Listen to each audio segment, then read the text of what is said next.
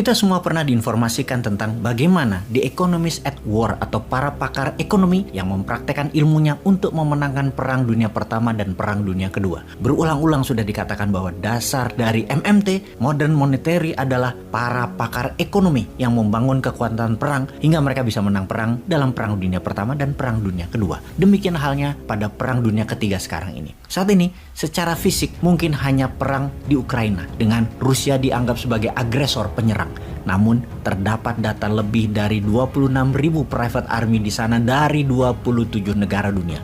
Artinya, walau atas nama individu, namun secara negara ternyata cukup banyak juga yang terlibat. Dan kita bisa mengartikan perang di Ukraina adalah Perang Dunia Ketiga. Kita tahu bahwa untuk Indonesia, untuk menjadi negara besar, kali ini kita harus belajar dari Rusia, dari cara Rusia menangani perang secara ekonomi. Bagaimana walau harus membiayai perang, walau diembargo, walau kena sanksi ekonomi, namun rubel, mata uang Rusia, adalah mata uang terkuat di dunia saat ini.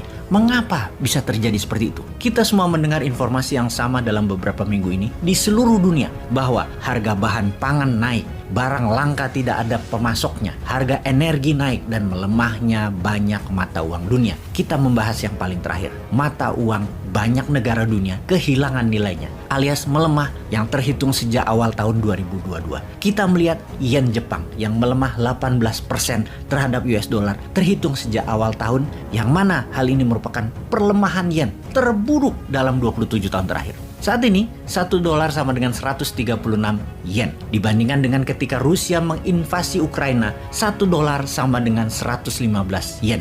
Demikian juga dengan Korea Selatan. Di bulan Februari, 1 dolar sama dengan 1.200 won. Sekarang 1 dolar 1.300 won. Demikian juga dengan peso Filipina. 1 dolar 54 peso yang merupakan nilai terendah dalam 17 tahun ini peso terhadap dolar. Rupiah India turun, rupiah Indonesia turun, yuan Tiongkok turun, dan tebak mana mata uang yang nilainya tidak turun? Iya benar, rubel Rusia. Kita jelaskan secara angka. Di hari invasi Rusia ke Ukraina, 1 dolar sama dengan 85 rubel. Kemudian datanglah embargo, boykot, dan sanksi perdagangan menimpa Rusia yang harusnya membuat ekonomi Rusia ambyar. Ternyata hari ini 1 dolar sama dengan 53 rubel, yang artinya rubel menguat 35% dalam waktu 4 bulan. Kok bisa rubel menguat? Sebagaimana kita ketahui, mata uang negara yang terlibat langsung perang biasanya melemah, apalagi yang diinvasi. Rubel Rusia kebalikannya. Mengapa? Bagaimana bisa terjadi? Harusnya sanksi ekonomi akan membuat rubel tak ada nilainya lagi. Mungkin tinggal separuh seharusnya. Kalau sebelum perang 1 dolar sama dengan 85 rubel, mungkin seharusnya 1 dolar sekarang harusnya 500 rubel. Tapi mengapa malah menguat? Yang terjadi karena 3 hal. Pertama, Rusia menjalankan capital control measure, yaitu tentang mengantisipasi langkah apa yang terjadi jika perang ekonomi dilakukan oleh pihak lawan. Untuk mempertahankan ekonomi Rusia, Rusia harus mempertahankan mata uang Rusia yaitu rubel.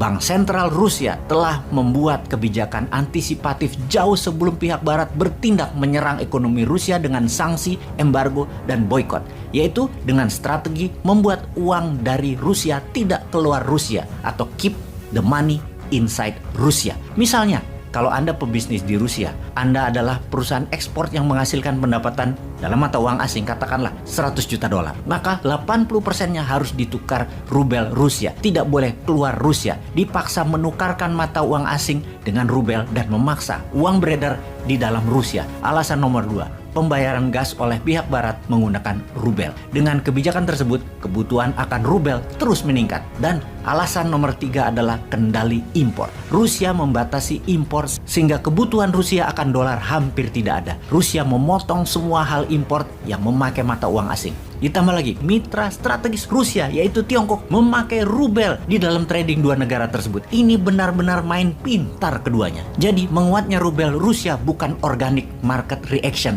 tetapi memang didesain dengan baik. Memang diciptakan kebutuhan atas rubel. Banyak pengamat tidak menyangka kekuatan diperkirakan rubel bisa sampai 53 rubel per dolarnya. Diperkirakan paling menguat hingga 70 rubel per dolarnya. Walau secara dagang harga barang Rusia menjadi mahal saat ini, namun ekonom Rusia tahu produksi Rusia tidak tergantikan seperti gas, minyak bumi, batu bara, pupuk, grain, dan lain sebagainya. Setidaknya produk Rusia tidak bisa tergantikan dengan cepat. Ada sisi lain yang negatif di Rusia jika dibandingkan dengan menguatnya rubel atau efeknya rubel, yaitu inflasi di Rusia mencapai 17%, GDP turun 7%, angka pengangguran meningkat menjadi 9%. Tapi shockwave atau indikator ekonomi yang memburuk bukan hanya milik Rusia. Inggris misalnya, inflasinya 9% yang merupakan terburuk dalam 40 tahun terakhir ini. Menambah parah keadaan, Bank of England memperkirakan inflasi Inggris akan double digit menjadi 11% di akhir tahun 2022 ini. Efeknya banyak demo di Inggris seperti pekerja kereta api di Inggris yang mogok kerja baru-baru ini. Yang kemudian para guru di Inggris sedang bersiap untuk demo yang menuntut pemerintah menangani masalah inflasi yang parah dengan misalnya menaikkan gaji mereka atau menurunkan pajak. Namun Boris Johnson, Perdana Menteri Inggris, tidak mau menuruti kehendak demo tersebut karena takut akan terjadi seperti di tahun 1970-an di mana pemerintah untuk menangani inflasi menaikkan gaji. Ternyata malah counterproduktif, malah meningkat inflasinya karena mereka malah spending barang-barang bukan buatan Inggris. Dengan informasi tersebut sahabat semua, kita di Indonesia juga harus bersiap akan meningkatnya inflasi yang sampai saat ini belum diumumkan. Sudah lama loh nggak ada info yang biasanya BPS setiap bulan mengumumkan angka-angka tersebut. Kita tahu sih itu angkanya tidak bagus, namun jujur itu lebih baik, atau biar